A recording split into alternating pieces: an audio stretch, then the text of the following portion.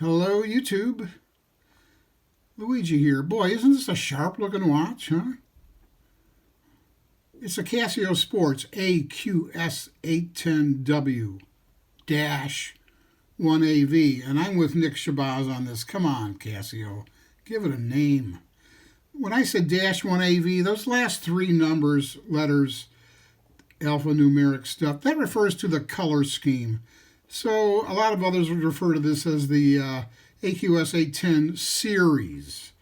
And they all have the 5208 module, which is Casio's way of saying they all share that movement. They all work the same. But the last three numbers have to do with color schemes. I have a 2A. In addition to this, I have two of these, which is basically it's got yellow numerals, yellow hands, yellow indices. Not all of them are yellow, all the indices. So this is a sports watch. I like the look. It reminds me of a G-Shock with that luggy, rugged kind of look to it. And indeed, this is a tough solar, which is, although not a G-Shock, it has a lot of the same module protections that the G-Shocks do. This is a rugged watch, tough solar, with power saving mode and everything else. You know, it's a funny, like I said, I bought this watch for the look because I've been looking at G-Shocks because I like that look, which I see here as well.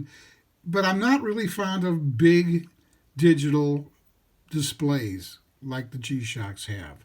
So when you get to the anti-digital stuff in G-Shock, boy, that's where the price seems to go sky high. So I found this, and I have to tell you, I don't know how I fall into these deals. I paid $23 for this watch. There's just an awful lot of watch here for $23, people. If you can find it for $23, buy 10 of them. Because you can buy these all day for mid-30s on eBay. And I guess, you know, if you put something on your watch list long enough, the seller gets desperate. He keeps sending you these offers about how it's been reduced and reduced and reduced. And when this hit 23, I just grabbed it. So, it's anti-digital. Can you see that display down there? Wednesday the 3rd, 4th, 5th. What? This is day of the week and seconds. Now, isn't that just the dumbest thing you've ever heard of? I mean, I have another Casio atomic solar watch that's got a similar display, and it says, oh, today's Wednesday the 5th. Tuesday the 3rd. This is Wednesday the 12th. You have to see this to believe it. It's Wednesday the 32nd, 33rd, 34th. Like there's some month with 35 days in it. This is really, really idiotic. I think Casio did this is because these do not have second hands. So they felt compelled to show you the seconds where it really doesn't belong. Wednesday the 50th, Wednesday the 51st. It's a silly place. And not only that, watch this. No, I didn't mean to do that. I'm still getting used to this. All right, here we are. We're back at Wednesday the 4th now. If I cycle through this timekeeping mode, it says 12:11. That's right. Today's 12:11. It's December the 11th. And there's the seconds. Couldn't give you the day on this one, huh?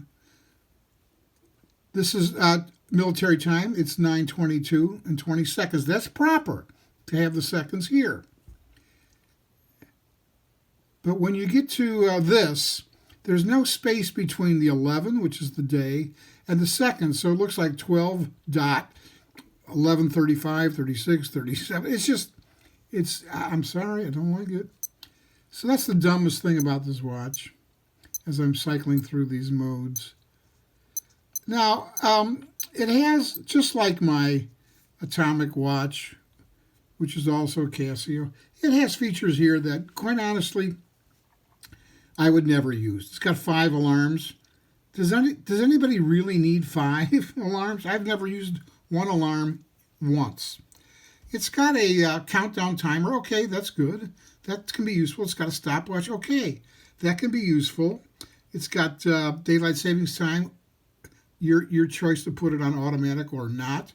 Why would someone not want to put it on automatic? Do you really want to reset your watch every 6 months? It's silly.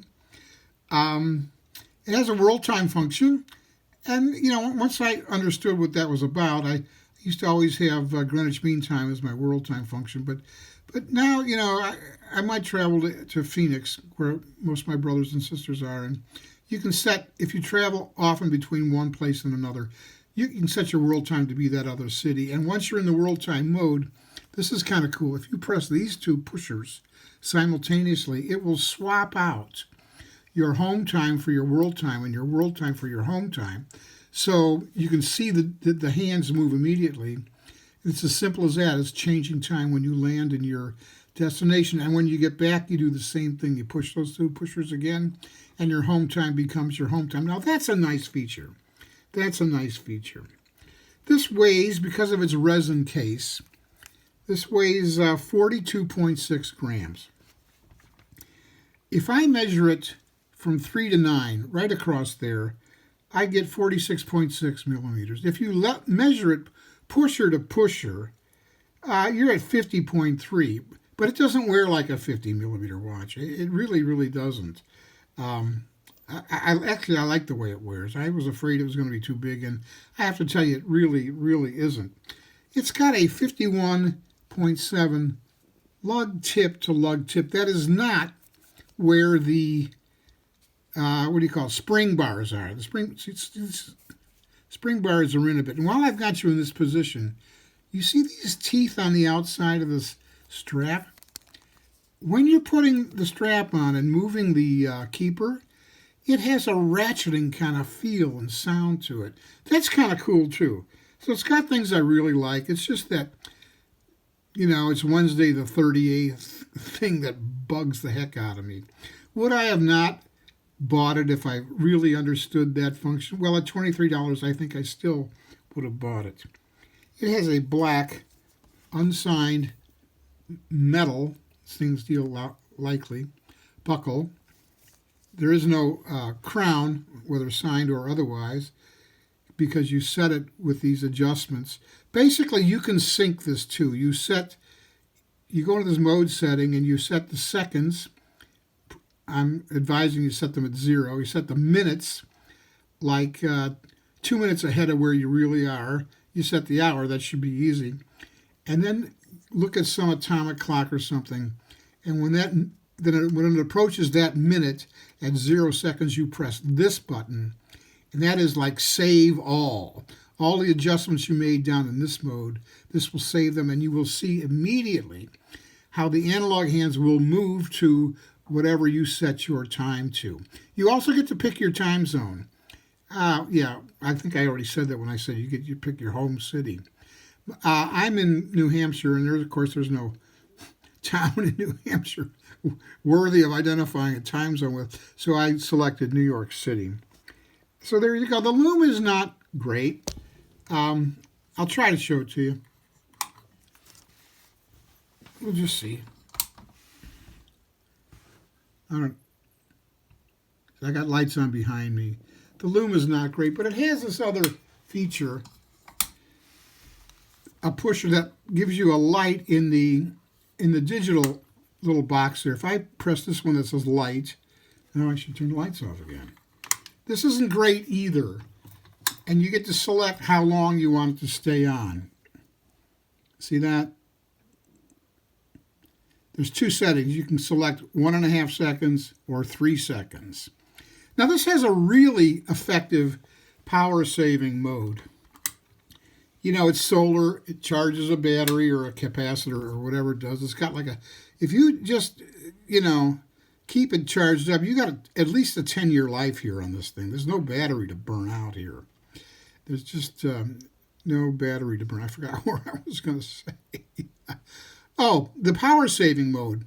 It's just, on yourself overnight in a dark room, it shuts down. That goofy thing on the right you see with black, I think that's counting down 5 seconds.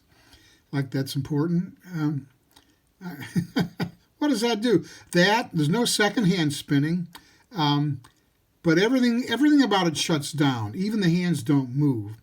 And if you wake it up in the morning and just put it, boom, under a light, the hands will move to where they're supposed to be, and everything is good again.